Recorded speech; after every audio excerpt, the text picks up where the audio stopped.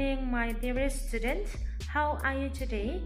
I hope you are still in good condition and still have a good spirit to have our material today.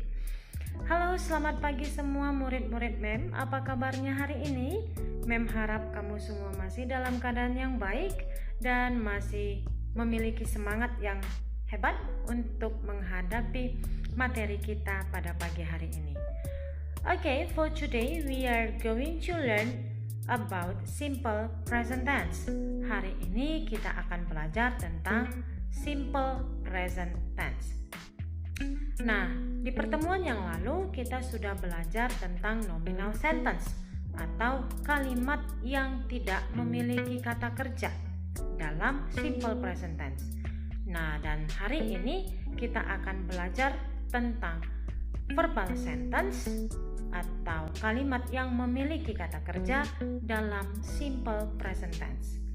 Untuk itu, marilah kita perhatikan dulu tujuan pembelajaran kita hari ini.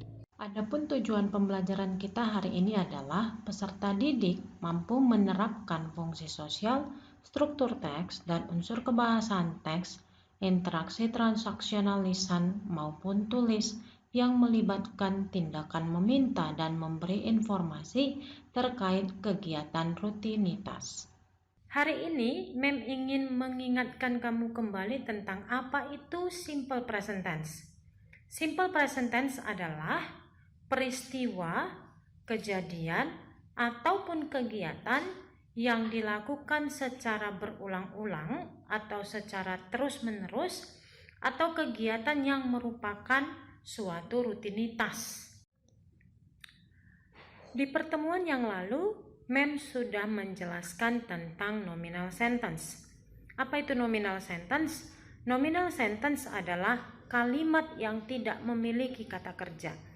Jadi, yang menjadi kata kerja dalam nominal sentence adalah to be. To be yang digunakan dalam simple present tense itu adalah is, am, dan are. Hari ini kita akan belajar tentang verbal sentence dalam kalimat simple present tense. Verbal sentence adalah kalimat yang memiliki kata kerja. Nah, apa itu kata kerja? Kata kerja adalah kata yang kita lakukan atau yang dapat kita kerjakan.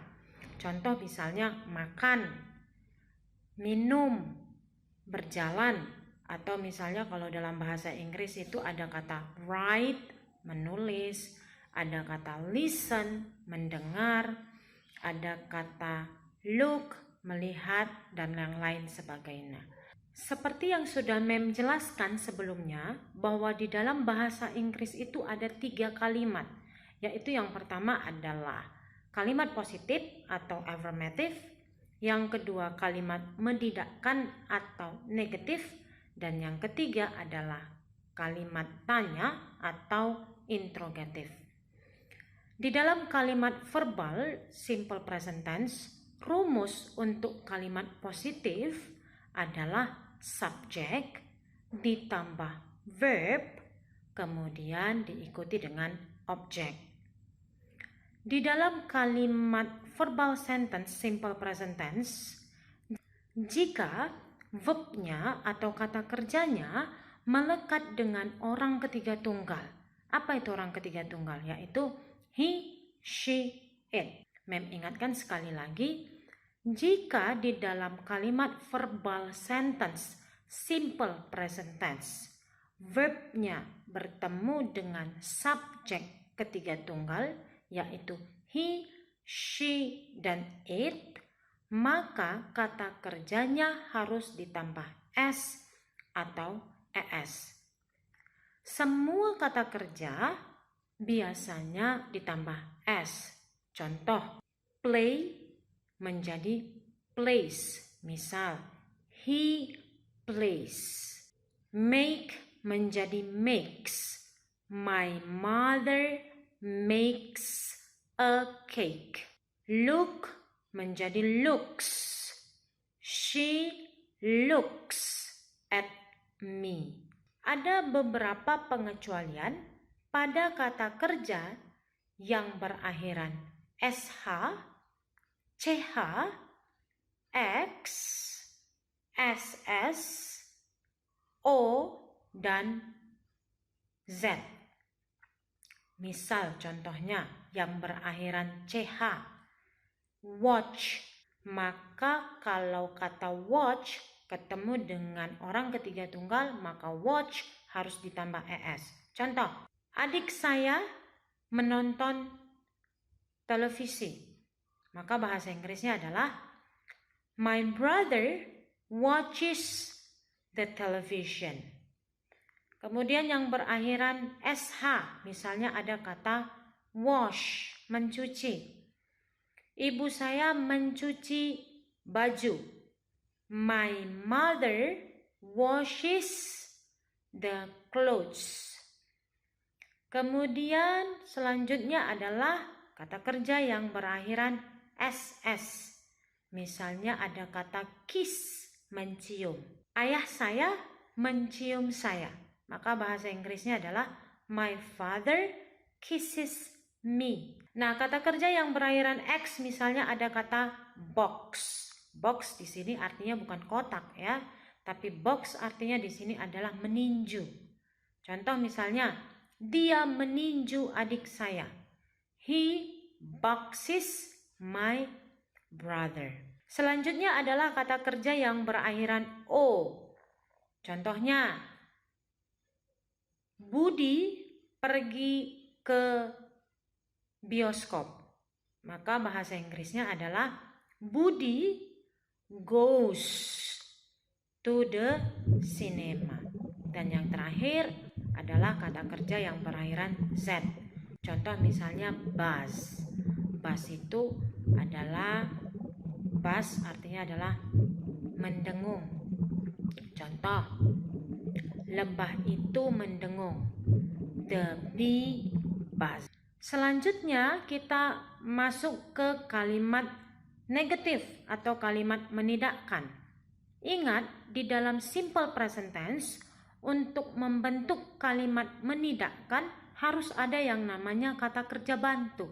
Nah, di dalam simple present tense ada dua yang namanya kata kerja bantu, yaitu do dan does. Do biasanya diikuti oleh subjek I, we, you, dan they.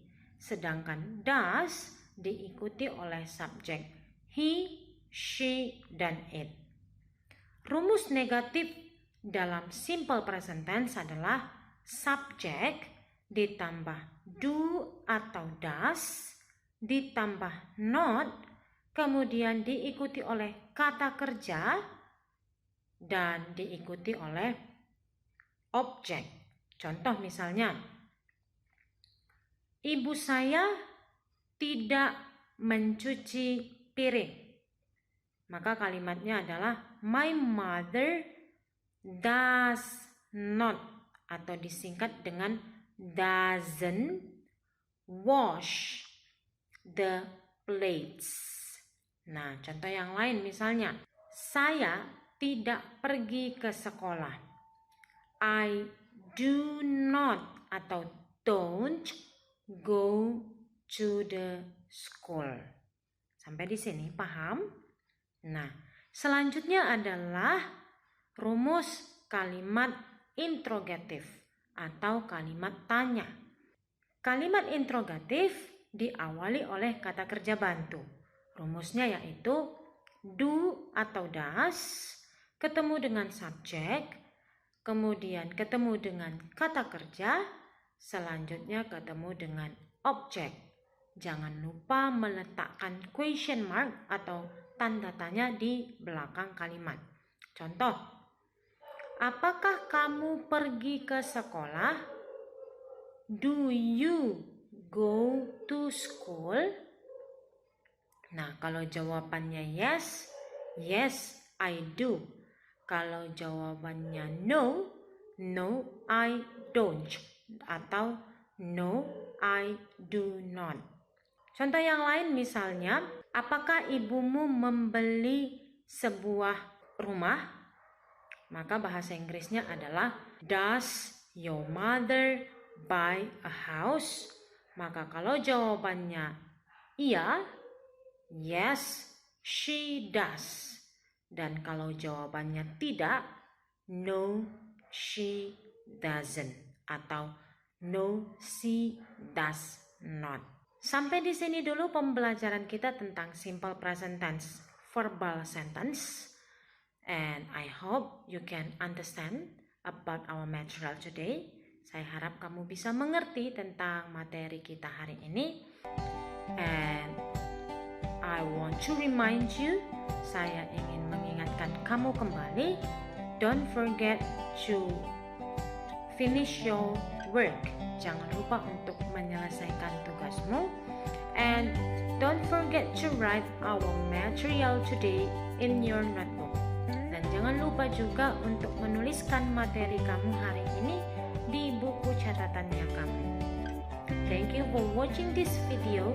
God bless you and